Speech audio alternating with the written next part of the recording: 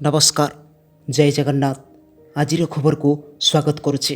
आज 28 मे 2026 मसीहा राज्यर पाणीपाग विषय जानापी लाइक और सब्सक्राइब करूँ। जून 2 तारीख जाए तापमात्रा मिलनी त्राही।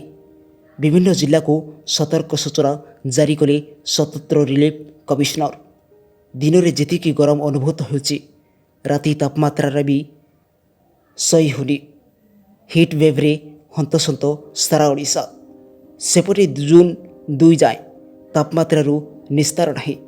हिट वेव्रे सांघातिक हेबो बोली पाणीपाग विभाग सूचना देछि। संबलपुर बलांगीर जिला पाई रेड अलर्ट जारी करा जायछि।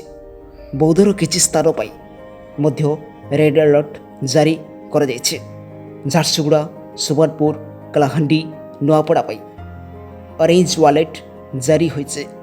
कंधमाल बरगढ़ पाई येलो वालेट दिया जायछि। सेपटे जून 2 तारीख जाए तातीरु त्राही मिलिबनी। सांघातिक हेबो हिट वेव। पश्चिम ओडिशार किछि जिल्ला रे आज तापमात्रा 47 डिग्री छुईबा संभावना रही।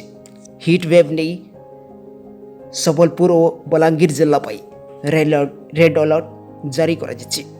सेपटे आसंता 29 तारीख रे पूर्व केन्द्रीय बंगोपसागर रे एक घूर्णिबलय सृष्टि हो पारे।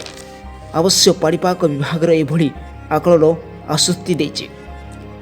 यह जदि लघुचाप रे परिणत हुए ताहले जून 3 बेलू वर्षा हेबा नै आकलन करा जायछि।